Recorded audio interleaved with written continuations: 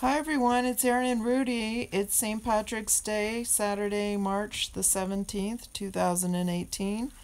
And we just finished watching the new documentary available on YouTube for $2 and $3.99. $3.99 called Survivor's Guide to Prison. And hopefully one day it'll be free so everybody can watch it because it was really good.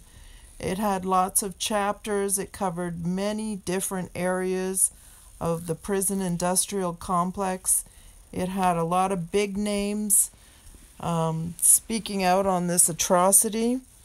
Um, It's 1 hour and 43 minutes long, and it's not only on YouTube, but you can also get it on Amazon. Amazon Prime, and it's $1 more on Amazon Prime, so we watched it on YouTube.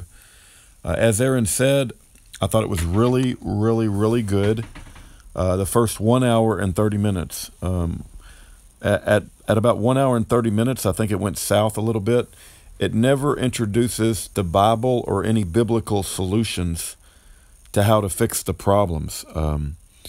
But it does document the problems, and it is a wake-up call, and I think it will be used by Black Lives Matter to talk about the prison industrial complex, which is a valid issue in this country. Private prisons, prosecutorial misconduct, police abuse, law enforcement abuse. It just covers a whole variety of different topics and how innocent people get railroaded into prison, a plea deal society versus a trial. It talks about how the prosecutors are above the law because they don't get charged for prosecutorial misconduct and withholding exculpatory evidence. And it talks about how the IA investigation of the police by the police is ridiculous. Right, with internal affairs, that it's basically the fox guarding the hen house. It goes through the story of a couple or maybe three or four, several cases of innocent people. That one guy, Bruce Lisker, I believe. Yep. He spent 26 years in prison as an innocent man for murdering his own mother, and he was absolutely innocent. It was another man that did it. He wasn't able to get out until he hired his father died, left him money in the will, and he hired a private investigator. And the private investigator turned over evidence about a footprint.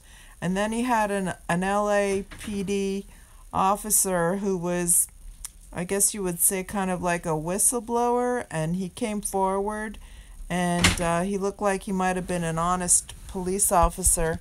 And ever after he exposed the mistake that this detective made, he was in the hot seat by the police department because they didn't want to be exposed for doing the wrong thing. Right. Once they put somebody in prison and they get a conviction, the police department never ever wants to get it overturned because it becomes an embarrassment. And he talks about how tough it was to be a truthful cop.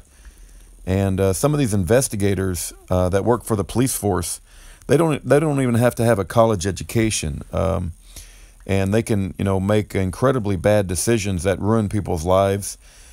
The bottom line is that this movie is worth your time. I thought it was very, very good. About 1 hour and 30 minutes, I thought it started to go south because it doesn't introduce any biblical solutions.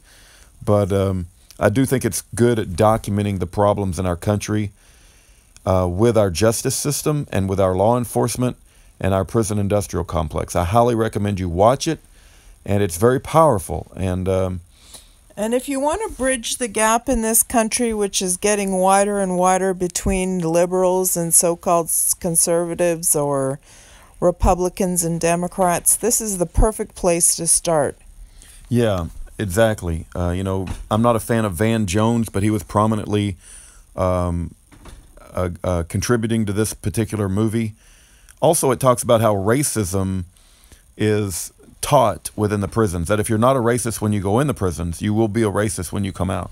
Yeah, the reason they teach racism in the prisons is because they don't want all the ants standing up together against the guards, and they can't hire enough guards because they have budgets, and what they do is they get everybody in their own racial cliques so that they will fight amongst each other instead of standing up for justice and their own civil rights problems. Yeah. So again, there's too much. It covers the whole wide gamut of issues. Too much for us, Aaron and I to recover. But just please, if you have a chance, it's well worth your time. And again, at the 1 hour and 30-minute mark is about where I started to become a little bit disappointed. But other than that, check it out. And God bless. Have a great day.